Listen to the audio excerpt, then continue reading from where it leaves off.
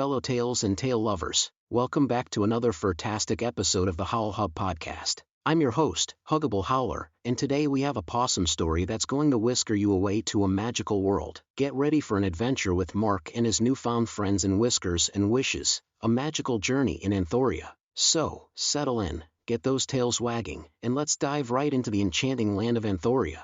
Whiskers and Wishes by Justin Simon. Chapter 1. A wish granted. Mark slouched in his cubicle, the flickering fluorescent lights overhead matching the dull ache behind his eyes. Another Monday, another stack of spreadsheets. He glanced at the travel calendar hanging on his gray partition. Azure beaches and majestic mountains taunted him from their glossy pages. Jenkins, where's that report? His manager barked from across the office. Mark flinched, spilling lukewarm coffee on his wrinkled shirt. Coming right up, sir, he called back, scrambling to print the document he'd been procrastinating on all morning. The day dragged on, a blur of pointless meetings, sad desk lunches, and mind-numbing data entry. By the time 5 p.m. rolled around, Mark felt like a husk of a person. He packed up his belongings, his hand brushing against the small notebook where he doodled during particularly boring conference calls. The subway ride home was a sardine-can nightmare of body odor and screeching rails. Mark found himself absently sketching in his notebook a fox wearing a business suit, a lion with a briefcase. He chuckled at his own whimsy, earning strange looks from fellow commuters.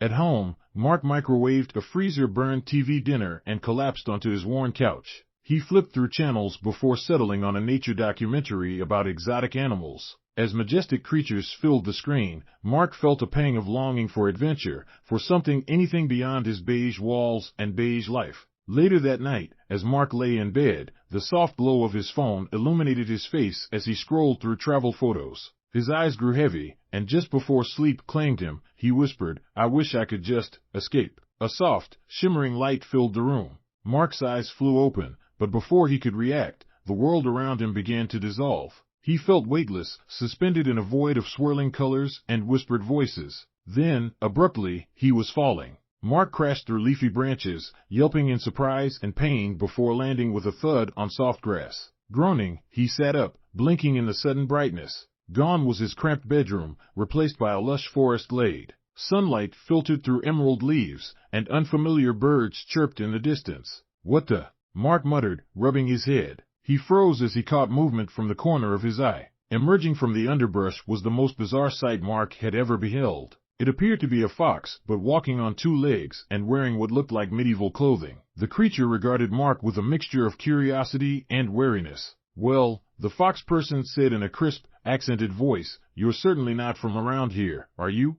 Mark's jaw dropped. He scrambled backward, eyes wide with disbelief. You can talk? What are you? Where am I?" The fox person's ears twitched in amusement. "I am Renna, and I am a Vulpian. As for where you are," she gestured broadly at the forest around them. "Welcome to Anthoria, traveler. Though how you came to be here is quite the mystery." Mark's mind reeled. This couldn't be real. He must be dreaming. Maybe he'd fallen asleep at his desk again. He pinched himself hard, wincing at the very real pain. Renna cocked her head, watching him with intelligent amber eyes. "You seem distressed. Are all humans so easily flustered?" "Humans?" Mark echoed weakly. "You mean there aren't any others here?" Renna's tail swished as she considered this. "Not for many generations. There are legends, of course, but—" She trailed off, studying Mark intently. "By the ancestors, could it be?" Before Mark could ask what she meant, a thunderous roar echoed through the forest. Renna's ears flattened against her head. "We must go," she said urgently, extending a paw-like hand to Mark. "It isn't safe here. Come with me if you want to live." Mark hesitated only a moment before taking her hand. As Renna pulled him to his feet with surprising strength, he realized his ordinary life, the cubicle, the microwave dinners, the endless commute, was now firmly behind him. For better or worse, a new adventure was just beginning. Chapter 2. Pause and perplexity. Mark stumbled after Renna, his mind reeling as they dashed through the lush forest. Everywhere he looked, the flora seemed both familiar and alien. Leaves that shimmered with an inner light, flowers that appeared to follow their movement. "Wait," Mark panted, struggling to keep up with Renna's nimble pace. "What was that roar? What are we running from?" Renna's ear twitched back towards him. "Grisons," she replied tersely. "Bear folk. Not particularly friendly to outsiders, especially unusual ones like yourself." As if on cue, another roar echoed through the trees, closer this time. Mark's heart raced, adrenaline flooding his system. This was a far cry from his cramped cubicle, and part of him wondered if he was having some sort of stress-induced breakdown. Suddenly, Renna pulled him behind a massive, gnarled tree. Its bark seemed to ripple, creating a small alcove that hid them from view. Mark opened his mouth to speak, but Renna pressed a finger like appendage to his lips, her amber eyes intense. Moments later, heavy footsteps thundered past their hiding spot. Mark caught a glimpse of massive, fur-covered forms wielding crude weapons. Once the sound faded into the distance, Renna relaxed slightly. "That was close," she murmured. "Are you all right?" Mark nodded, still too breathless and bewildered to form words. As the immediate danger passed, the reality of his situation began to sink in. He slumped against the tree, which seemed to adjust its shape to support him more comfortably. "This can't be real," he muttered. "I must be dreaming. Or crazy. Or both." Renna cocked her head, studying him with a mixture of curiosity and concern. "I assure you, this is very real. Though I admit, a human appearing out of nowhere is quite unusual, even for Anthoria." "About that," Mark said, finding his voice. "You mentioned legends? And something about ancestors?" Renna's tail swished thoughtfully. "There are old stories, passed down through generations. Tales of a time when humans walked among us, bringing both wonders and woes. But they've been gone for so long, most believe them to be mere fairy tales." She leaned in, her nose twitching slightly as she sniffed him. Mark flinched at the odd intimacy of the gesture. "Yet here you are," Renna continued, "a living, breathing human. It's said that when humans return to Anthoria, great changes follow." Her expression turned serious. "Your arrival may be the fulfillment of an ancient prophecy." Mark laughed nervously. "Me? I'm nobody. An office worker who spends his days staring at spreadsheets and wishing for something more." He paused, the word wishing suddenly taking on new significance. Renna's eyes glinted with interest. "Perhaps that wish is what brought you here. In Anthoria, wishes have power, especially when made with true conviction." Before Mark could respond, a soft chime seemed to emanate from Renna herself. She reached into one of her many pockets and pulled out what looked like a small, glowing acorn. "We need to move," she said urgently. "I'm being summoned by the Council of Elders. They must have sensed your arrival." "Council of Elders?" Mark echoed, struggling to process yet another piece of information. Renna helped him to his feet. "The wisest of each species. They guide our world and keep the balance." She gave him an appraising look. "Normally, I'd never bring an outsider to them, but given the circumstances." She trailed off, her expression unreadable. Mark felt a mix of excitement and trepidation building in his chest. "Lead the way," he said, surprising himself with his newfound determination. As they set off through the forest, Mark couldn't help but feel that every step was taking him further from his old life and deeper into a world where wishes for better or worse really did come true. Chapter 3. Counsel and Comedy. As Mark and Renna made their way through the forest, the human city-bred clumsiness became increasingly apparent. He tripped over roots, got smacked in the face by low-hanging branches, and at one point found himself stuck to a large, sticky leaf that Renna offhandedly mentioned was a wish-trap plant. "Oh great," Mark muttered, trying to unstick himself. "I wish I wasn't stuck to this thing." "Careful," Renna warned, amusement twinkling in her eyes. "Wishes have power here, remember? You might end up glued to something worse." After Renna helped pry him free, leaving behind a good portion of his pajama pants, Mark grumbled, "I don't suppose you have 'em all around here, or at least a 24-hour convenience store." "I'm not exactly dressed for a meeting with elders." Renna looked him up and down, taking in his ripped pajamas and disheveled appearance. "Don't worry," she said with a Vulpian grin. "I'm sure they've seen worse." "Probably." As they continued their journey, Mark's stomach let out a loud growl. "Sorry," he said, embarrassed. "I don't suppose you have any snacks." "I'm starving." Renna reached into one of her many pockets and pulled out what looked like a shimmering, rainbow-colored nut. "Here, try this. It's a wishberry nut. They're quite filling." Mark eyed it suspiciously. "It's not going to turn me into a frog or something, is it?" "Of course not," Renna scoffed. Then, after a pause, "Well, probably not. I've never seen one eaten by a human before." Hunger won out over caution, and Mark popped the nut into his mouth. Instantly, his taste buds exploded with flavor. It was as if he was tasting every delicious food he'd ever eaten, all at once. "Wow," he exclaimed. "That's incredible. It tastes like everything." "Yes, wishberry nuts taste like whatever you wish they would," Renna explained. "Though I've never heard anyone describe it as everything before. You humans are odd." As they neared their destination, the forest began to thin out, revealing a majestic view of a sprawling city nestled in a valley. Structures of various sizes and shapes dotted the landscape, some seemingly defying gravity. "Welcome to Whiskerwind," Renna announced,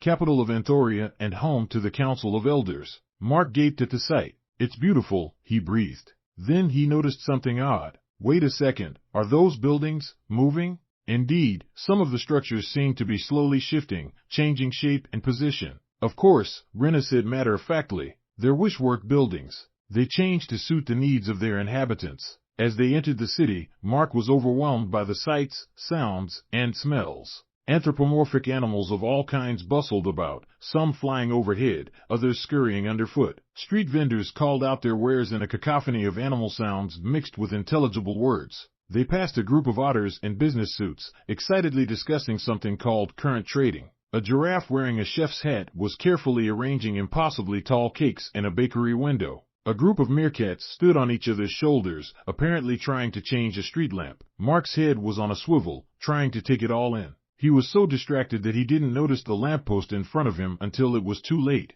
With a resounding thunk, he walked face first into it. "Ow!" he yelped, rubbing his forehead. The lamppost, to Mark's utter bewilderment, bent down and patted him gently with one of its metallic branches. There, it said in a creaky voice. "No harm done, young mammal." Renna couldn't contain her laughter at Mark's dumbfounded expression. "Come on," she said, still chuckling. "The council awaits. Try not to walk into any more of the citizens, animated or otherwise." As they approached an imposing building that seemed to be made of living wood, Mark took a deep breath. "Well," he said, straightening his tattered pajamas, "here goes nothing. Time to meet the elders and figure out why the heck I'm here." "That's the spirit," Renna said, giving him an encouraging pat on the back. "Just remember, whatever you do, don't sneeze. Sneezing is considered a grave insult in formal Anthorian meetings. Some say it once started a war." Mark looked at her in horror. "Are you serious?" Renna's poker face held for a moment before she burst out laughing. "No, I'm just messing with you."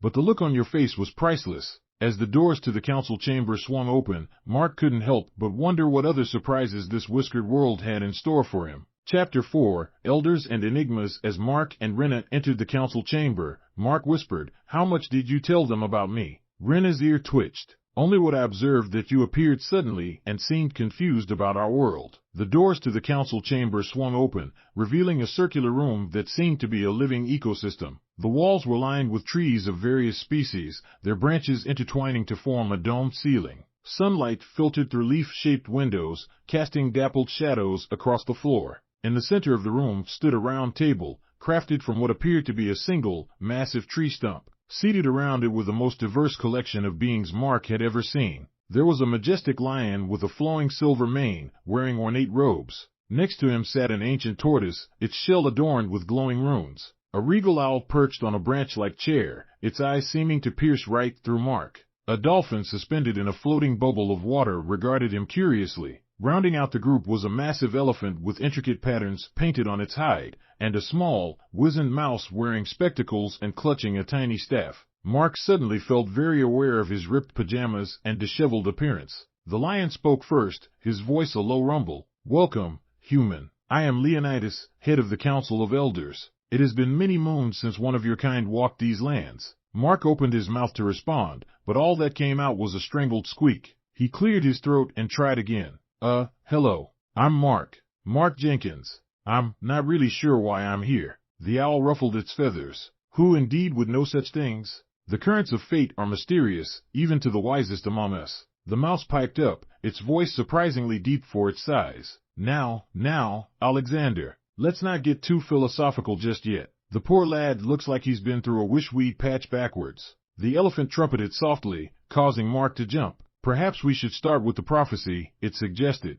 "Prophecy?" Mark echoed weakly. Renna stepped forward. "Honorable elders, as I reported, this human appeared suddenly in the Whispering Woods. Given the timing, I believe his arrival may be connected to the ancient wish." The council members exchanged significant looks. The tortoise spoke, its voice slow and deliberate. "The ancient wish, yes, it was foretold that in Anthoria's greatest time of need, a human would appear, bridging the gap between our worlds and bringing balance to the great tree of wishes." Mark blinked. "I'm sorry, the what now?" The dolphin chittered something that sounded like laughter. A shimmer passed over its bubble, and suddenly Mark could understand it. The great tree of wishes, young human. The source of all magic in Anthoria. It's been faltering lately, causing imbalances throughout our world. And you think I'm supposed to fix it? Mark asked incredulously. I'm just an office worker. The closest I've come to saving anything is rescuing files before my computer crashes. The lion, Leonidas, leaned forward. The prophecy speaks of a human with the power to see beyond what is, to imagine what could be. One who can breathe life into mere thoughts.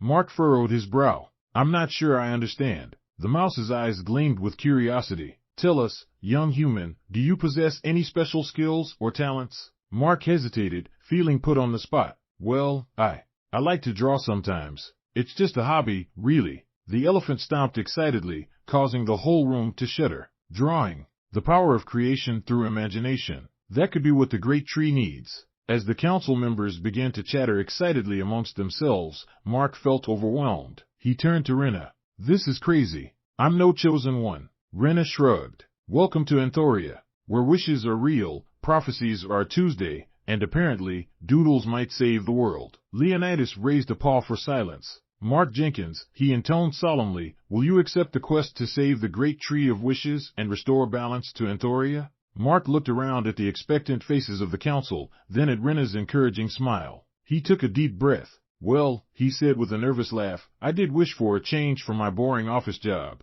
I guess I should be careful what I wish for, huh? The council members looked at him blankly. That's a yes, Mark clarified. As the chamber erupted in cheers and various animal noises, Mark couldn't help but wonder what exactly he'd gotten himself into. One thing was for sure, this was going to be anything but boring. Chapter 5, Whiskers in the Works. As the council's excitement settled, Leonidas raised a paw for silence. Mark, before you embark on this quest, there are things you must know about the great tree of wishes. The tortoise elder slowly nodded. The tree is the source of all magic in Anthoria. Its roots run deep, connecting all living things. But lately, its leaves have begun to wither, and its magic wanes. Your task, the owl hooted, will be to journey to the heart of the Whispering Woods, where the great tree stands. There, you must use your gift of imagination to restore its power. Mark nodded, trying to absorb all this information. Okay, but how exactly am I supposed to do that? The mouse elder squeaked excitedly. That's where your training comes in, my boy. We'll teach you to harness the latent magic in your artistic abilities. Suddenly, a commotion outside interrupted the meeting. The doors burst open, and a panicked squirrel rushed in. Elders! Terrible news! The Shadowclaw clan has stolen the Wishstone. The council gasped collectively. Renna's fur bristled. The Shadowclaws? But they've been banished for years. Mark looked between them, confused. I'm sorry, but what's a Wishstone? And who are the Shadowclaws? Leonidas's expression darkened. The Wishstone is a powerful artifact, young Mark. It amplifies the power of wishes, for good or ill. In the wrong hands, it could be devastating. And the Shadowclaws, Renna explained, her voice low, are a group of outcast predators who believe they should rule Anthoria. They reject the balance we've worked so hard to maintain. The elephant trumpeted in distress. If they use the Wishstone on the weakened great tree, they could reshape Anthoria in their image. The dolphin finished grimly. Mark's head spun with this new information. He'd barely wrapped his head around being in this world, let alone saving it, and now there were villains to contend with. Leonidas turned to Mark and Renna. This changes things. We no longer have the luxury of extensive training. Mark, you and Renna must retrieve the Wishstone before the Shadowclaws can use it. But he's not ready. Renna protested. He barely knows our world. Which is precisely why you'll be going with him, the mouse elder squeaked. Your knowledge and his potential are our best hope. Mark swallowed hard. I don't suppose I could just draw us a happy ending? The council members exchanged glances. Then, to Mark's surprise, the mouse elder let out a chuckle. Oh, my dear boy, the mouse said, adjusting his tiny spectacles, if it were that simple, we'd have put you on the cover of the book and called it a day. The owl hooted in amusement. Indeed. But alas, we're only in chapter 5. There's much more story to tell. Mark blinked in confusion. I'm sorry, what book? What chapter? Leonidas cleared his throat loudly. Pay them no mind, Mark. The elders sometimes speak in riddles. Focus on the task at hand. Renna leaned in and whispered to Mark, don't worry, you get used to their odd comments. I think it's a side effect of being so close to the great tree for so long. Mark nodded slowly, still perplexed. Right, well, I guess we're partners in this. Renna's tail swished in agitation, but she nodded. Seems so. Don't worry, I'll keep you from walking into any more lampposts. As the council hurriedly prepared them for their journey, Mark felt a mix of terror and excitement. This was far more adventure than he'd bargained for when he'd made that idle wish in his bedroom. Renna approached him, holding a small, ornate box. The elders want you to have this. It's a special set of drawing tools. They're infused with a bit of the great tree's magic. It's not much, but it might help you tap into your abilities. Mark took the box, feeling its weight in his hands. Renna, he said quietly, I have no idea what I'm doing. What if I mess this up? Renna's expression softened slightly. Then we'll mess it up together. Come on, we've got a wish stone to find and some shadow claws to outsmart. As they left the council chamber, prepared to venture into the unknown, Mark couldn't shake the feeling that his life had become something straight out of one of his own doodles. He just hoped he was up to the task of being the hero in this story. Chapter 6, Shadows and Whispers. Sylva crouched in the branches of an ancient oak, her sleek feline form nearly invisible in the dappled shadows. Her tail twitched in anticipation as she watched the main road leading out of Whiskerwind. The Shadowclaw spies had done their job well. She knew the human and his Vulpian guide would be passing this way soon. As a member of the Shadowclaw clan, Sylva had long resented the so-called balance imposed by the Council of Elders. Why should predators pretend to be something they're not? The strong should rule. It was nature's way. Her pointed ears swiveled as she caught the sound of approaching footsteps. There they were, the human and the Vulpian. Sylva's green eyes narrowed. This human was supposed to be their greatest threat? He looked soft, weak, but appearances could be deceiving, she reminded herself. Sylva thought back to the clan meeting earlier that day. The leader of the Shadowclaws, a massive tiger named Kagger, had gathered them all in their hidden lair deep in the Whispering Woods. My fellow Shadowclaws, Kagger had growled, his voice resonating through the cavern. Today, we take our first step towards reclaiming Anthoria. He held up a glowing stone, the Wish Stone. With this, we will reshape the great tree to our will. The assembled predators had roared their approval, but Sylva noticed a flicker of concern cross Kagger's face. He'd pulled her aside after the meeting. Sylva, I have a special task for you, Kagger had said. A human has appeared in Anthoria. The council believes he can save their precious tree. You must delay him, misdirect him, whatever it takes to keep him from interfering with our plans. Now, watching the odd pair on the road below, Sylva considered her options. Direct confrontation was risky. The Vulpian looked capable, and the human's abilities were an unknown factor. No, she needed to be clever about this. Silently, Sylva slipped down from her perch and melted into the underbrush. She circled around, getting ahead of the travelers, and then stepped out onto the road. She adopted a limping gait and let out a pitiful mew. As Mark and Renna rounded the bend, they saw what appeared to be an injured wildcat in the middle of the road. Sylva allowed herself a mental smirk as she saw the human's face soften with concern. This was almost too easy. Oh no, she heard the human say. Renna, look, it's hurt. We should help it. The Vulpian seemed more cautious. I don't know, Mark. Wild animals can be dangerous, even small ones. Sylva continued her act, letting out another pathetic mew and taking a halting step towards them. She saw the human reaching for something, a small, ornate box. Interesting. It's okay, the human was saying. Maybe I can. I don't know, draw it some help or something? Now this, Sylva hadn't expected. Draw it some help? What did that mean? Her curiosity was piqued, but she maintained her charade. As the human opened the box, revealing what looked like drawing tools, Sylva realized she might have stumbled upon something far more valuable than a simple delay tactic. If she could learn more about these strange abilities. The Vulpian was still protesting, but the human was already kneeling, sketching something in the air with a glowing pen. Sylva watched in fascination as misty lines began to take shape, coalescing into a fish. A spectral fish flopped onto the ground between them. Sylva's act nearly broke as she stared in disbelief. The human looked equally shocked. I was trying for bandages, he stammered. Despite herself, Sylva felt a purr of amusement building in her throat. She quickly turned it into another pained mew, inching closer to the bewildered pair. As she approached, Sylva's mind raced.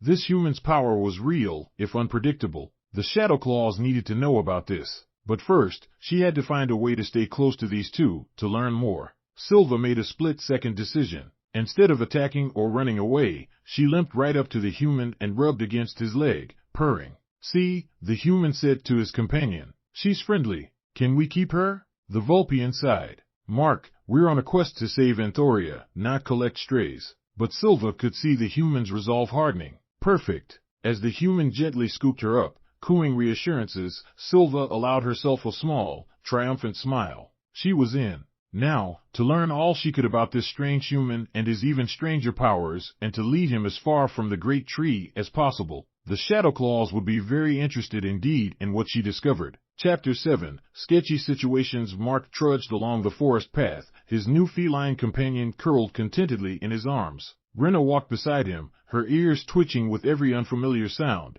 I still think this is a bad idea, Renna muttered, eyeing the injured wildcat suspiciously. Mark scratched behind the cat's ears, earning a loud purr. Ah, come on. Look at her. She's harmless. Renna sighed. Mark, in Anthoria, even the cutest creatures can be dangerous. Remember the wish trap plant? Mark winced, recalling the sticky situation. Fair point, but I couldn't just leave her there. Besides, maybe she can help us somehow. As if on cue, the cat let out a small meow and pawed at the ornate box hanging from Mark's belt. See? She's curious about the magic too, Mark said, setting the cat down and opening the box. He pulled out the glowing pen, twirling it awkwardly between his fingers. Maybe I should practice a bit more. Renna's tail swished nervously. Just be careful, okay? We don't need any more fish flopping around. Mark nodded, concentrating hard. He began to sketch in the air, willing the misty lines to form into something useful. Okay, how about a compass? To help us navigate? The line swirled and coalesced, but instead of a compass, a large, ornate birdcage materialized and clattered to the ground. Well, Mark said sheepishly, at least it's not alive this time. Renna facepalmed with her paw. Great. Now we have to lug around a birdcage too? The cat, meanwhile, had begun batting playfully at the cage's bars. As they continued their journey, Mark kept practicing. His attempts resulted in a parade of mismatched, often useless objects, a rubber duck, a pair of skis, a giant teacup. Each failure was met with Renna's increasingly exasperated sighs and the cat's apparent amusement. By midday, they reached a clearing where a massive, gnarled tree stood. Its branches seemed to droop, leaves an unhealthy pale green. This doesn't look good, Renna said, her voice low. This tree is connected to the great tree's root system. Its condition shows how far the weakness has spread. Mark approached the tree, placing a hand on its rough bark. He felt a faint pulse, like a weakening heartbeat. Can we do anything to help it? Renna shook her head. Not unless you can draw some life back into it. Mark's eyes lit up. Hey, that's not a bad idea. He pulled out his pen again, focusing intently on the tree. Okay, let's try this. He began to sketch, imagining vibrant leaves and strong branches. The misty lines swirled around the tree, and for a moment, it seemed to be working. The leaves brightened, the branches lifted, and then, with a loud poof, the entire tree was covered in polka dots.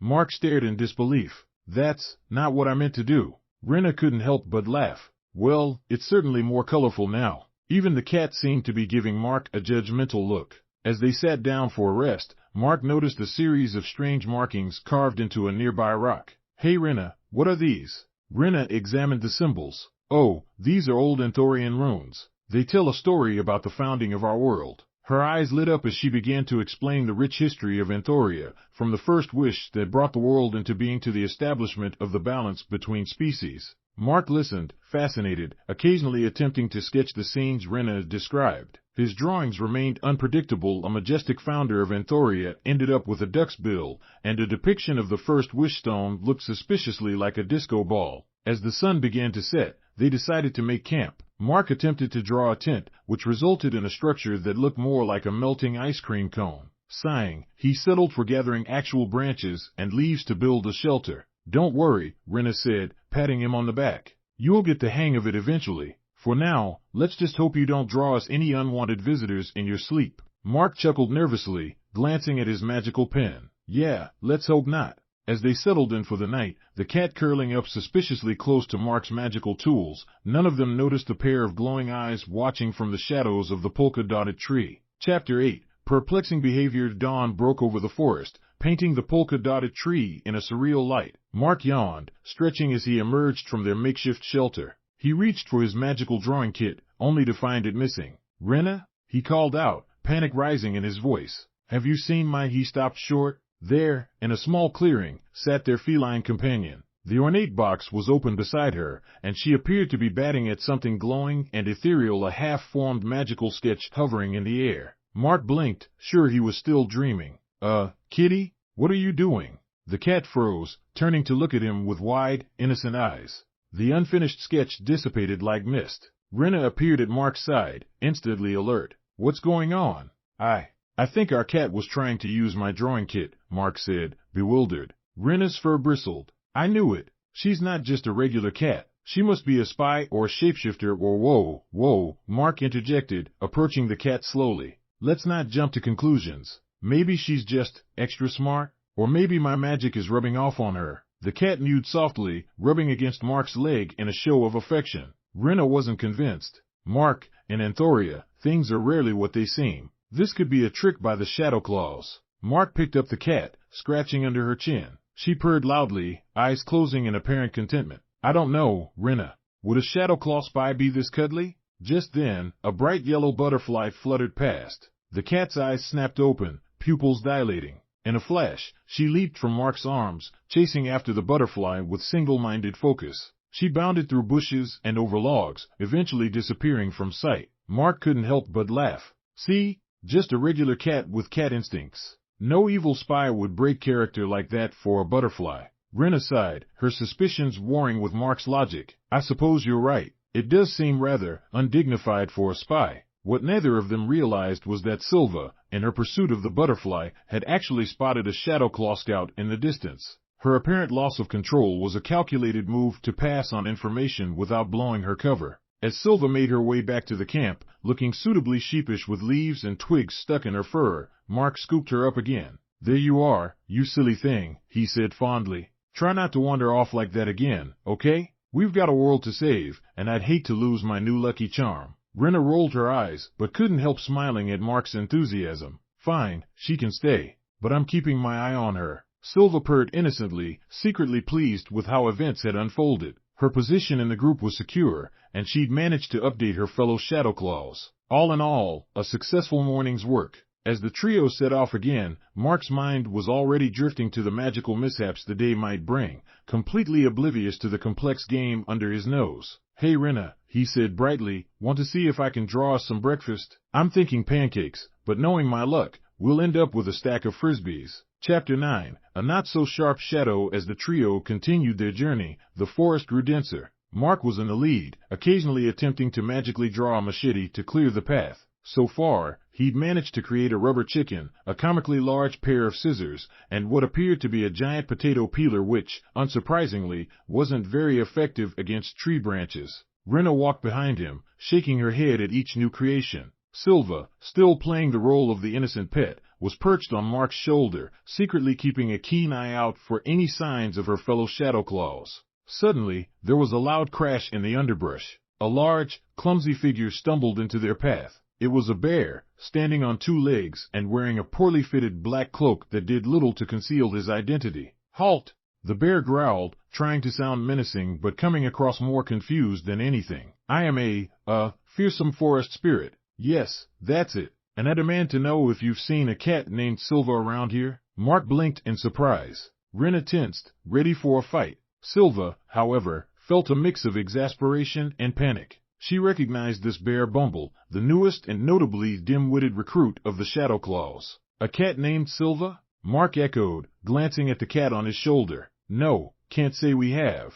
Just this little sweetie we found injured on the road. We never actually gave her a name, come to think of it. He scratched the cat behind the ears, and she purred loudly, partly to maintain her cover and partly out of genuine enjoyment. Bumble the bear squinted at Sylva, his brow furrowing in concentration. Are you sure? Because that cat looks an awful lot like Sylva. Thinking quickly, let out a plaintive meow and began to groom herself, looking as un-Shadowclaw-like as possible. Like what? Mark asked, genuinely curious. Bumble scratched his head, clearly struggling. Like Sylva, I guess. Renna, who had been eyeing the situation suspiciously, couldn't help but snort. And how exactly do you know what this Sylva looks like, forest spirit? Mark, however, was more concerned about the bear's well-being. Are you okay, Mr. Forest Spirit? You seem a little lost. Maybe we can help you find this Sylva? Bumble looked even more confused. Help me? But I'm supposed to be. No. I'm very scary and definitely not looking for a fellow a cat I've never met. Sylva, seeing an opportunity to get rid of Bumble before he could do any more damage, suddenly hissed and arched her back, as if frightened by the bear. Oh no! Mark exclaimed. You're scaring her. Mr. Forest Spirit, I think it's best if you go now. We don't want any trouble. Bumble deflated, looking utterly defeated. Yes, perhaps that's best. Sorry for the bother. He turned and lumbered back into the forest, tripping over his cloak as he went. Once he was gone, Mark turned to Renna. Well, that was weird. Do you often get confused forest spirits looking for specific cats around here? Renna was about to explain that it was obviously a poorly disguised Shadowclaw, but seeing the earnest look on Mark's face, she just sighed. Anthoria is full of strange creatures, Mark. Best not to dwell on it. Mark nodded sagely. You're right. And hey, at least our little friend here isn't the Sylva he was looking for. He nuzzled the cat affectionately. Though Sylva is a pretty name. What do you think? Should we call you Sylva? The cat, realizing the irony of the situation, gave a small meow that could have meant anything. As they continued on their way, Mark chattering about what magical item he should try to draw next, Renna couldn't shake the feeling that something wasn't quite right. But looking at Mark's happy face as he played with their newly named feline companion, she decided to keep her suspicions to herself, for now. Chapter 10, Midnight Whispers. The forest was quiet under the pale moonlight. Mark, Renna, and Sylva were nestled in their makeshift camp. Mark and Renna slept soundly, exhausted from the day's journey and magical mishaps. Sylva, however, was wide awake. Her ears twitched at every small sound, her eyes scanning the darkness. She knew her clan wouldn't be happy with Bumble's blunder. Suddenly, a shadow detached itself from a nearby tree. Sylva tensed, ready to act, but relaxed slightly when she recognized the sleek form of Nyx, one of the Shadowclaw's top operatives. Nyx, a black panther with eyes like golden coins, padded silently into the clearing. She fixed Sylva with a stern gaze. Sylva, she whispered, her voice barely audible. We need to talk. Sylva carefully extracted herself from Mark's sleeping form and crept over to Nyx. Unbeknownst to either of them, Mark stirred slightly at the movement. What news, Nyx? Sylva asked quietly. Nyx's tail lashed in irritation. Bumble's idiocy almost cost us everything. Kagger was furious. Mark, now awake but keeping his eyes closed, listened intently, his heart racing. Nyx continued, Bumble's been demoted to guarding the Wishstone. Kagger figured even he couldn't mess that up. It's locked in a cage, and Bumble's job is to sit and watch it. Sylva winced. Harsh, but fair. That oaf nearly blew my cover. Speaking of which, Nyx's eyes narrowed. How goes your mission? Have you learned anything useful about the humans' powers? Mark held his breath, straining to hear every word. Sylva sighed. His abilities are unpredictable. He can create objects out of thin air, but he has little control. Yesterday he tried to make a compass and ended up with a birdcage. Nyx snorted softly. Doesn't sound very threatening. Don't underestimate him, Sylva warned. The potential is there. If he learns to control it, then we must make sure he doesn't, Nyx said firmly. Keep him off balance. Misdirect him. Do whatever it takes to slow their progress. Understood, Sylva replied. And the great tree? Its power continues to wane, Nyx said with satisfaction. Soon, it will be weak enough for us to reshape with the Wishstone. Anthoria will be ours. As the two Shadowclaws continued to discuss their plans in hushed tones, Mark's mind reeled. His pet was a spy? The Shadowclaws had the Wishstone? And what was this about reshaping the great tree? He wanted to jump up, to confront them, to warn Renna. But a small voice in his head, which sounded surprisingly like Renna, urged caution. He needed more information. So Mark lay still, feigning sleep, as Nyx melted back into the shadows and Sylva returned to her spot by his side. He felt her curl up against him, her fur soft and her purr convincingly innocent. As dawn approached, Mark's mind churned with questions and doubts. How could he have been so naive? What should he do now? And most pressingly, how was he going to explain all this to Renna without admitting she was right about the cat all along? Chapter 11, Catastrophe. The morning sun filtered through the leaves, casting dappled shadows on the forest floor. Mark had barely slept after overhearing the midnight conversation between Sylva and Nyx. He'd spent the rest of the night trying to figure out how to confront Sylva without putting their mission at risk. As Renna stirred awake, Mark sat up, running a hand through his disheveled hair. Sylva was curled up nearby, the picture of feline innocence. Morning, Renna yawned, stretching. You look terrible. Rough night? Mark nodded, his eyes fixed on Sylva. You could say that. Hey, Sylva, time to wake up. We need to talk. Sylva's eyes opened slowly, feigning drowsiness. Mark took a deep breath and said, well, the cat's out of the bag. Or should I say, the Shadowclaw's out of the bag. Renna gasped, looking between Mark and Sylva in confusion. Mark continued, his voice steady but tinged with disappointment. So, how's Nyx doing? I hope Bumble's punishment wasn't too severe. Sylva's eyes widened, her cover completely blown. In an instant, she dropped all pretense, her posture changing from docile pet to alert predator. How long have you known? She asked, her voice now clear and articulate. Renna jumped back, shocked at hearing the cat speak. What in the name of the great tree is going on? Mark sighed. Since last night. I overheard your conversation with Nyx. I know you're a Shadowclaw spy, Sylva. Sylva's tail swished as she considered her options. Well, she said finally, this is awkward. Renna, recovering from her initial shock, growled, I knew there was something off about you. We should have left you on the road where we found you. In a flash, Sylva's demeanor changed. Her claws extended, and her fur stood on end. Perhaps you should have, she hissed, her eyes narrowing to slits. Before Mark could intervene, Sylva lunged at Renna, claws outstretched. Renna, with her quick Vulpian reflexes, managed to dodge, rolling to the side. Mark, stay back, Renna shouted, baring her teeth at Sylva. Suddenly, the underbrush erupted with movement. Several dark shapes burst into the clearing, more shadow claws. A sleek panther, a snarling wolf, and a menacing wildcat joined Sylva, surrounding Mark and Renna. Well done, Sylva, the panther, clearly Nyx, purred. You've led us right to them.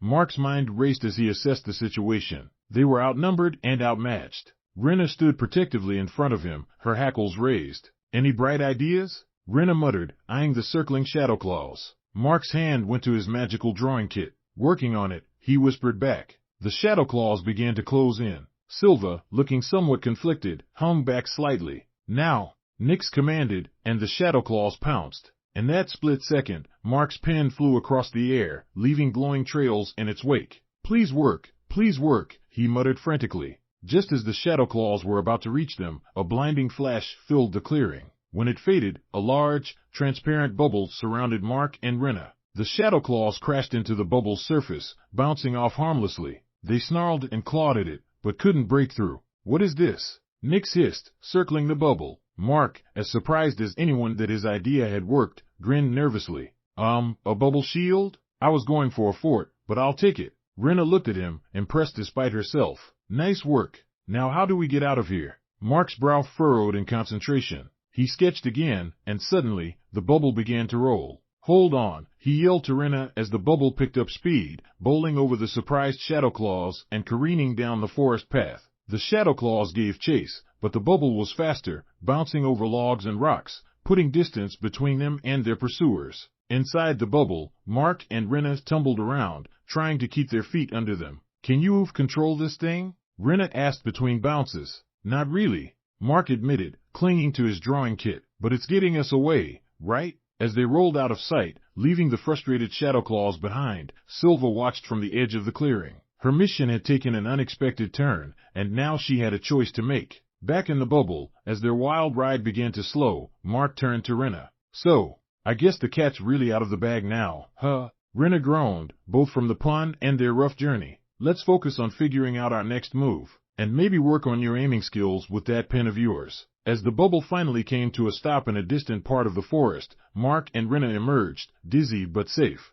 They had escaped for now, but with the shadow claws on their trail and Sylva's true identity revealed, their quest had just become much more complicated. Chapter 12, Shadows of Doubt. Sylva watched the magical bubble carrying Mark and Renna disappear into the distance, her tail twitching with agitation. Around her, the other shadow claws were nursing their bruises and wounded pride. Nyx paced back and forth, her sleek black fur bristling with anger. How could you let them escape, Sylva? You were supposed to keep them under control. Sylva met Nyx's glare evenly. I underestimated the human's abilities. It won't happen again. The wolf Shadowclaw, grim, snorted. Maybe you've gone soft, living with them. Getting too cozy playing pet? Sylva's claws instinctively extended, but she forced herself to remain calm. I was maintaining my cover, as ordered. Unlike some, I understand the meaning of subtlety. Before the argument could escalate further, a low growl silenced them all. Kagger, the massive tiger leader of the Shadowclaws, emerged from the shadows.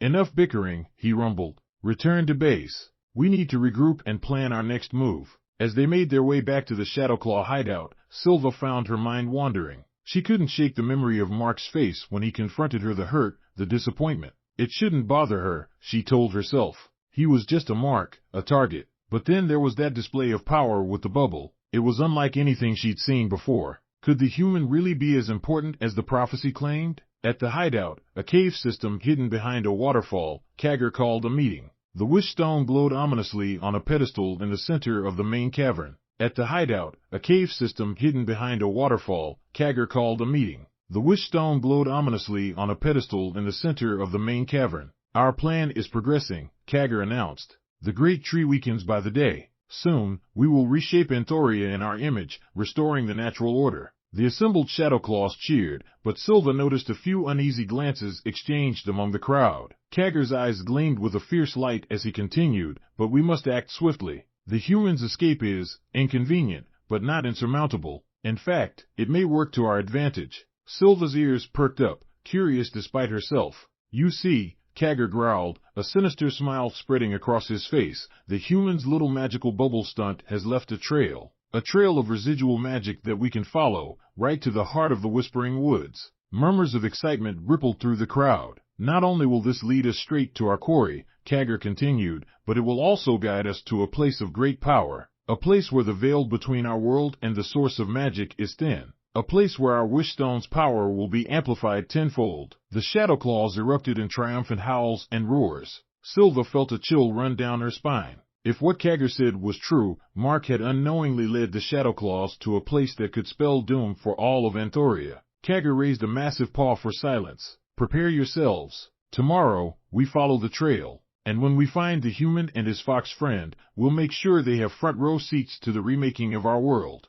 As the meeting dispersed, Sylva lingered behind. She approached the wish stone, its swirling colors reflecting in her eyes. Thinking of making a wish? Nyx's voice made her jump. Sylva turned to face her fellow Shadowclaw. Just wondering if we're doing the right thing. Reshaping the entire world, there must be consequences we haven't considered. Nyx's eyes narrowed. Careful, Sylva. That sounds dangerously close to doubt. Remember where your loyalties lie. As Nyx stalked away, Sylva looked back at the wish stone. For the first time since joining the Shadowclaws, she wasn't sure she knew where her loyalties truly lay. In the privacy of her own den, Sylva made a decision. She would find Mark and Renna again, but this time, it wouldn't be to spy or sabotage. She needed answers, and perhaps, just perhaps, she needed to warn them of what was coming. As she slipped out of the hideout under the cover of darkness, Sylva couldn't shake the feeling that she was at a turning point not just for herself, but for all of Anthoria. Chapter 13, a bare necessity. Mark and Renna had been trekking through the dense forest for hours, still rattled from their narrow escape from the Shadowclaws. The magical bubble had dissolved shortly after they'd lost their pursuers, leaving them disoriented in an unfamiliar part of the Whispering Woods. I think we've lost them, Renna said, her ears swiveling to catch any sounds of pursuit. Mark nodded, wiping sweat from his brow. Great. Now we just need to figure out where we are, where we're going, and how to save an entire world with my incredibly unreliable magic. No pressure. Renna shot him a sympathetic look. One step at a time. First, let's find some water. I'm parched. As if on cue, they heard the sound of running water nearby. Following the sound, they pushed through some bushes and came upon a small river. Oh, thank the great tree, Renna sighed, moving towards the water. Suddenly, she froze. Mark nearly bumped into her. What's wrong? He asked, peering around her. That's when he saw it, or rather, him. In the middle of the river, blissfully unaware of their presence, was a large bear. He was sitting in the water, scrubbing his fur with what appeared to be a large leaf, humming tunelessly to himself. Mark's jaw dropped. Is that Bumble? Renna finished, her voice a mix of disbelief and exasperation. Indeed, it was the same clumsy Shadowclaw they'd encountered earlier. Bumble seemed to be thoroughly enjoying his bath, splashing about and occasionally blowing bubbles in the water. Suddenly, Bumble turned and spotted them on the bank. His eyes went wide with shock. Then Bumble let out a yelp, trying to cover himself with his paws despite being a bear and not actually naked. Ah, I'm not decent. Mark quickly averted his eyes, while Renna stifled a laugh. Bumble splashed awkwardly towards the shore, keeping his lower half underwater. Wait, don't tell Kagger about this. Mark, fighting back laughter, raised his hands. Sorry, we didn't mean to intrude. We were just looking for water. Bumble, still trying to maintain some semblance of dignity, reached for a large leaf to cover himself. Well, this is embarrassing. I'm supposed to be tracking you down, not taking a bath. Renna, her initial amusement fading, tensed up. Are the other Shadowclaws nearby?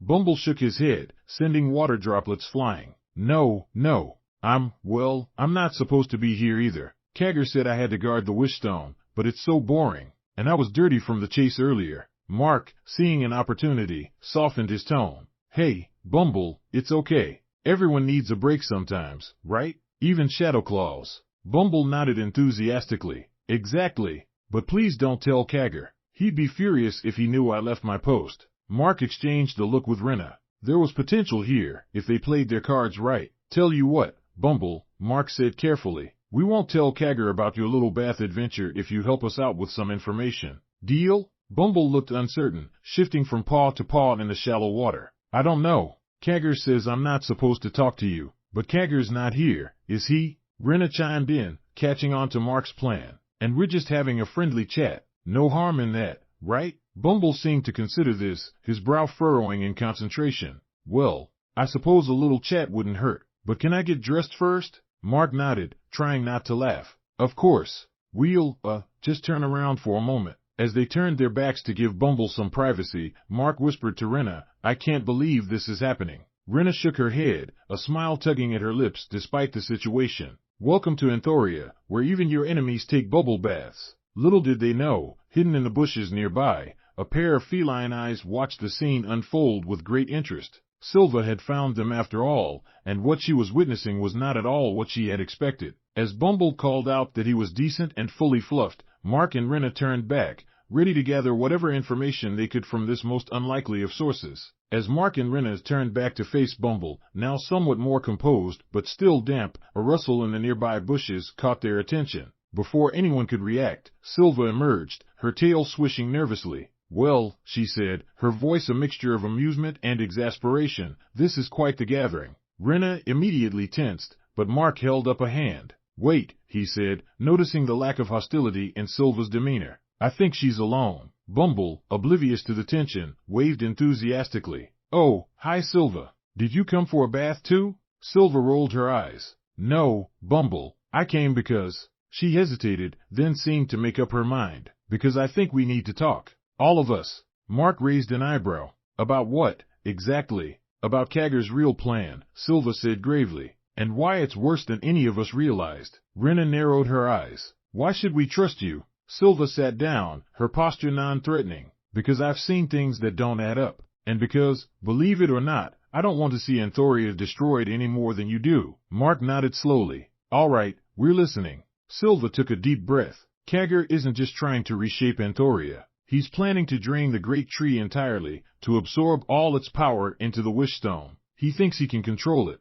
but that would destroy everything. Bumble interjected, his eyes wide with shock. He told us we were just going to make things better for predators. Sylva nodded grimly. That's what he told everyone, but I overheard him talking with his inner circle. His real plan is far more ambitious and far more dangerous. Mark and Renna exchanged worried glances. How do you know all this? Mark asked. Because, Sylva admitted, I was supposed to be part of that inner circle, but the more I learned, the more I realized how wrong it all was. Bumble, looking thoroughly confused and distressed, plopped down on the riverbank. I don't understand. Why would Kagger lie to us? Power, Renna said quietly. Ultimate power over Anthoria. Sylva nodded. Exactly. And there's more. The magical trail left by your bubble, Mark. It's leading Kagger straight to the heart of the Whispering Woods, the place where the great tree's roots run deepest. If he reaches it before we do, then it's game over, Mark finished, the gravity of the situation sinking in. So what do we do?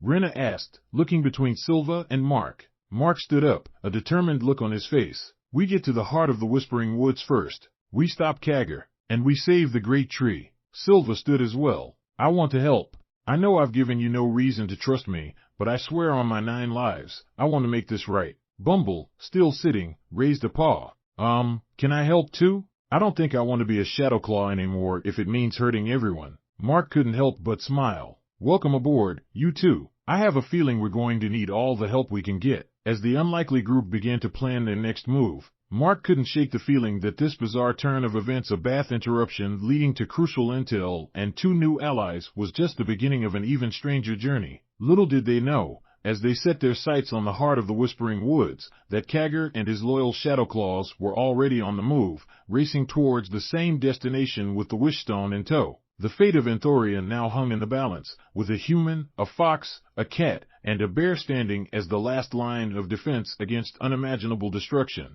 Chapter 14. The tiger's ambition. Kagger's massive paws barely made a sound as he led his elite team of shadow claws through the dense undergrowth of the Whispering Woods. The faint, shimmering trail left by the human's magical bubble guided their way, growing stronger with each step.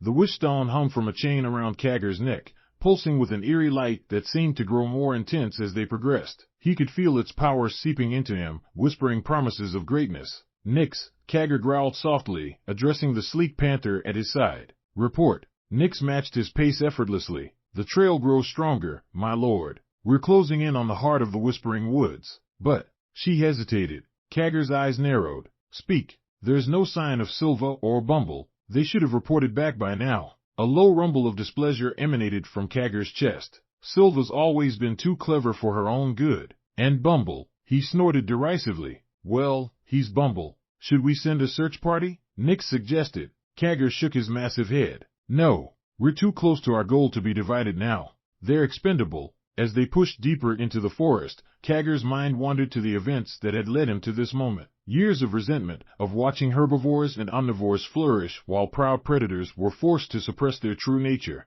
The day he discovered the ancient texts speaking of the Wishstone and its connection to the great tree, the realization that he could reshape Anthoria itself. A malicious smile spread across Kagger's face. Soon, very soon, the natural order would be restored. With him at the top, of course. The group came to a sudden halt as they entered a massive clearing. In the center stood an enormous tree, its trunk wider than 10 tigers standing nose to tail. Roots thick as tree trunks themselves sprawled out in every direction, disappearing into the earth. "The heart," Kagger breathed, his eyes gleaming with avarice. Nix stepped forward, her voice filled with awe. "It's incredible. I've never felt such power." Kagger nodded, feeling the raw magic emanating from the great tree. It made his fur stand on end, his every sense heightened to an almost painful degree. "Prepare the ritual," he commanded. "We must act swiftly," before a commotion from the rear of the group interrupted him. A young wolf Shadowclaw burst into the clearing, panting heavily. "My lord," he gasped. "We've spotted them, the human and his companions. They're approaching from the east." Kagger's lips curled back in a snarl. "So, they've managed to find their way here after all. No matter. They're too late to stop us." He turned to address his followers, his voice ringing with authority. "Nix, take half our forces and intercept them. Delay them by any means necessary. The rest of you, with me. We begin the ritual now." As his Shadowclaw scrambled to obey, Kagger approached the great tree. He placed one massive paw against its bark, feeling the life pulsing within. Soon, all that power would be his to command. "You've served your purpose well, old one," he murmured to the tree. "But it's time for a new order in Anthoria." "My order." The wishstone around his neck flared brightly, as if in agreement. Kagger threw back his head and roared, a sound of triumph and challenge that echoed through the Whispering Woods. Let the human and his ragtag band come, Kagger thought. They would bear witness to the dawn of a new era, one where the Shadowclaws, with Kagger at their head, would rule supreme. As he began to channel the wishstone's power into the ritual, Kagger allowed himself a moment of pure, vicious joy.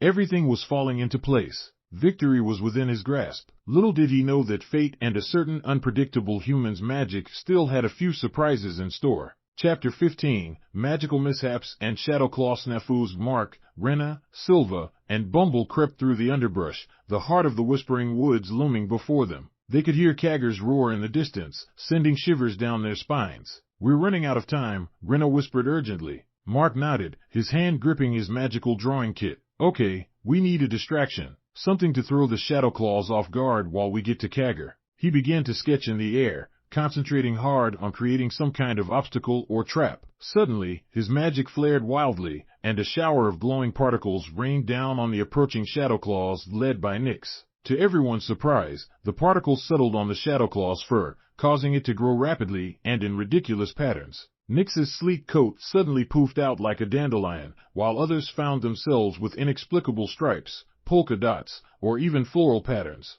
The Shadowclaws stopped in their tracks, bewildered by their sudden makeovers. "What in the name of the great tree?" Nix sputtered, trying to see past her newly voluminous fur. Bumble couldn't contain his laughter. "Oh my, Nix, you look like my great-aunt Bertha's pom-pom." The other shadow claws were in various states of confusion and embarrassment, some tripping over their overgrown fur, others trying desperately to smooth down their new patterns. Mark blinked in surprise. Well, that's not exactly what I was going for, but I'll take it. Renna shook her head, a smile tugging at her lips despite the situation. Your magic has a weird sense of humor, Mark. Sylva, already moving forward, called back, come on. While they're distracted, as they raced past the befuddled Shadowclaws towards Kagger and the great tree, Mark couldn't help but feel a mix of amusement and determination. It wasn't the most conventional battle tactic, but it just might give them the edge they needed. Little did they know, this magical mishap was just the beginning of a confrontation that would test not only their courage,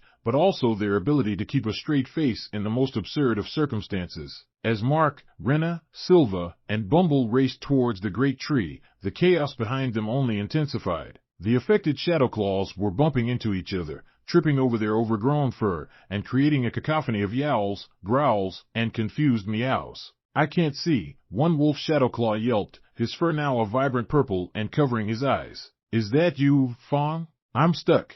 Another replied, having somehow grown fur in the pattern of a giant butterfly, the wings tangling around his legs. Nyx, still resembling an oversized pom-pom, was trying desperately to organize her troops. Stop fussing with your fur and after them, she snarled, only to inhale a mouthful of her own fluff and start coughing. Mark glanced back, unable to suppress a grin. I think we bought ourselves some time. Don't get cocky, Renna warned, though her twitching whiskers betrayed her amusement. We still have Kagger to deal with. As they approached the clearing where Kagger stood before the great tree, Mark's magical pen began to glow and vibrate in his hand. Whoa, he gasped. I think it's reacting to the tree's power. Sylva's eyes widened. Be careful, Mark. That much magical energy could be unpredictable. Bumble, bringing up the rear, called out helpfully, maybe you could give Kagger a funny hairdo too. Before anyone could respond to Bumble's suggestion, they burst into the clearing. Kagger stood before the massive trunk of the great tree, the wish stone glowing ominously around his neck. His eyes narrowed as he saw the approaching group. So, he growled, the human and his little band of traitors arrived at last.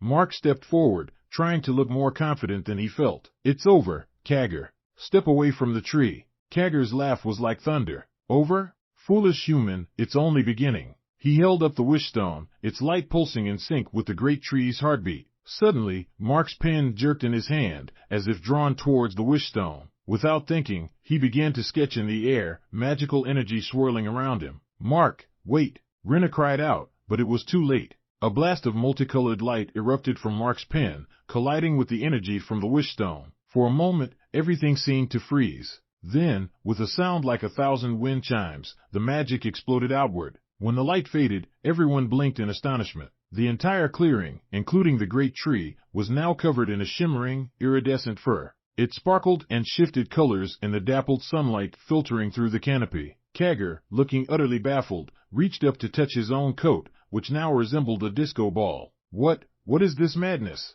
Mark, equally surprised, shrugged. A fashion statement? As Kagger roared in frustration, trying to shake off the glittering fur, the wish stone slipped from his grasp. It arced through the air, landing at Mark's feet. Quick as a flash, Sylva darted forward and snatched it up. I'll take that, thank you very much. Kagger lunged for her, but slipped on his own sparkly fur, landing in an undignified heap. Bumble, who had been watching wide-eyed, finally spoke up. Wow, boss. I gotta say, glitter really isn't your color. As Kagger struggled to his feet, glowering at them all, Mark couldn't help but feel that despite the absurdity of the situation, they might just have a chance to save Anthoria after all. Little did they know, the collision of Mark's unpredictable magic with the power of the wish stone and the great tree was about to have some even more unexpected consequences. As Kagger struggled to regain his footing on the now sparkly forest floor, the great tree began to pulse with an intense light. The iridescent fur covering its bark started to ripple and shift, almost as if the tree was laughing. Mark, still holding his glowing pen, felt a surge of energy course through him. Guys? I think something's happening. Suddenly, the ground beneath them began to tremble. Roots, now shimmering with the same iridescent fur, burst from the earth, twisting and growing at an alarming rate. They formed elaborate, glittering structures, slides, swings, and even a merry-go-round, all pulsing with magical energy. Renna's jaw dropped. Mark, what did you do? I think I turned the heart of the Whispering Woods into some kind of magical playground, Mark replied, bewildered. Bumble clapped his paws excitedly. Ooh, can I try the slide, please? Before anyone could stop him, Bumble lumbered over to the largest slide and climbed up. As he slid down, trails of sparkles followed him, and he let out a whoop of joy. When he reached the bottom, his fur had changed to a swirling pattern of pastel colors. This is amazing, Bumble cried, immediately running back for another go. Sylva, still clutching the wish stone, shook her head in disbelief. I don't understand. How is this stopping Kagger's plan? As if in answer, the wish stone began to glow brightly. Tendrils of light stretched out from it,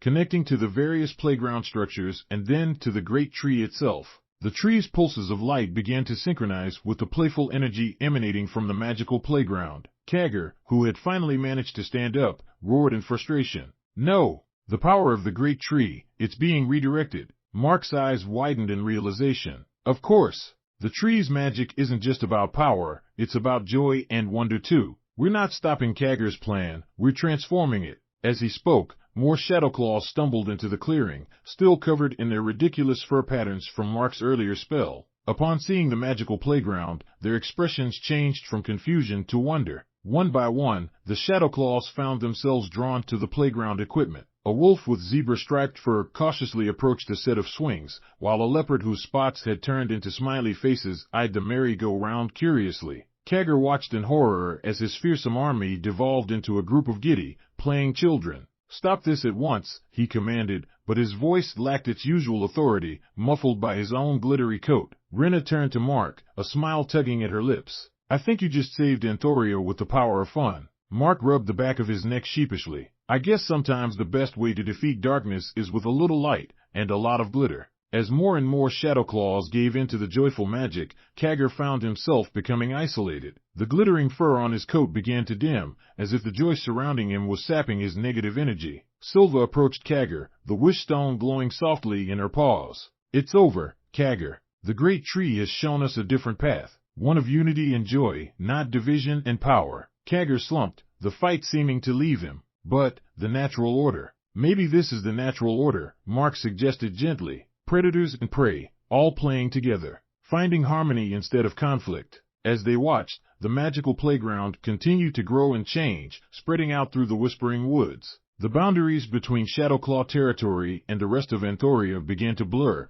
replaced by areas of shared joy and wonder. Renna nudged Mark. So, oh great savior of Anthoria, what do we do now? Mark looked around at the scene of former enemies playing together, at the great tree pulsing with renewed energy, and at his friends a fox, a reformed Shadowclaw, and a bear currently going down a slide for the 10th time. He grinned. Now, I think it's time we all learned how to have a little fun. As Mark stepped towards the magical playground, pen still in hand, he couldn't help but wonder what other wonders and challenges awaited them in this newly transformed Anthoria. One thing was certain, it was going to be an adventure unlike any other. Chapter 16, a new leaf. Now with extra sparkle as the days passed, the magical playground at the heart of the Whispering Woods became a symbol of the new Anthoria. Former Shadowclaws and their once potential prey frolicked together on glittering slides and swings, their laughter echoing through the forest. Mark, Renna, Sylva, and Bumble stood atop a small hill overlooking the scene. I still can't believe this is real, Renna mused, her tail swishing contentedly. Sylva nodded, the wish stone hanging safely around her neck. The Council of Elders has asked me to be its guardian. They think my experience as a former Shadowclaw will help prevent its misuse in the future, and I'm going to be her assistant. Bumble added proudly, his pastel-swirled fur gleaming in the sunlight. Mark smiled, but there was a hint of uncertainty in his eyes. It's amazing, but I can't help feeling our work isn't done yet. As if in response to his words, his magical pen began to glow faintly. A gentle breeze rustled through the leaves of the great tree, carrying whispers of far-off lands and unresolved mysteries. Renna's ears perked up. You feel it too, don't you? There's more out there. More of Anthoria we haven't seen, more problems to solve. Mark nodded. The magic that brought me here, the origins of the Wish Stone, the other regions of Anthoria we've only heard about. There's so much more to explore and understand. Sylva's whiskers twitched with curiosity. Not to mention the long-term effects of your glitter magic on the ecosystem. We're already seeing some interesting developments. As if on cue, a butterfly with wings that looked like tiny, fluttering television screens showing different channels flew past them. Bumble gasped in delight. Ooh, I saw one of those earlier broadcasting the Acorn Ball Championships. Mark couldn't help but laugh. I guess my magic still has a few surprises up its sleeve. Just then, a young rabbit child approached them, her fur a soft pastel blue. Mr. Mark? Mr. Mark, come quick. Something weird is happening at the Bubble Bounce. The group exchanged glances before hurrying after the excited rabbit. As they approached the Bubble Bounce, a trampoline-like structure made of giant, bouncy bubbles, they saw a crowd gathering. The bubbles were shifting and swirling, forming shapes and images. For a brief moment, Mark thought he saw a glimpse of his old bedroom back on Earth, then a vista of a sprawling city where the buildings seemed to be alive, and finally, a dark, swirling vortex that made his fur stand on end. As quickly as they appeared, the images faded, leaving the Bubble Bounce looking normal once again. What was that? Renna asked, her voice hushed. Mark gripped his pen tightly, feeling it pulse with energy. I think it's a sign.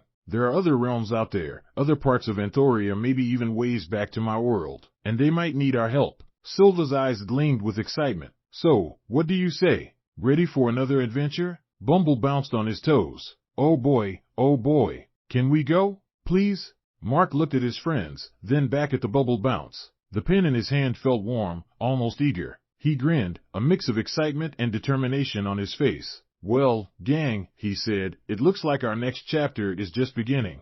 Who knows what kind of magical mischief we'll get into next? As the sun set over the glittering, transformed Whispering Woods, our heroes began to plan their next move. The great tree stood tall and strong behind them, its leaves shimmering with the promise of new adventures to come. Little did they know, somewhere beyond the boundaries of their known world, new challenges were stirring. But that, as they say, is a story for another day. The end. Wowzers, wasn't that a howl of a tale? We followed Mark, Renna, Sylva, and Bumble through glittering adventures, magical mishaps, and a lesson on the power of joy and unity. Thanks for joining us on this whimsical journey. But hold on to your tails, because next time on HowlHub Podcast, we're diving into the thrilling world of dragonfire and canine dreams. I'll be interviewing none other than Brutus, a rumble brawler bear, in our next episode titled Paws and Punches, Brutus the Rumble Brawler Bear. These formidable bears might prefer pro wrestler moves over traditional bear tactics, but they've got quite the story to tell. Trust me, you don't want to miss it.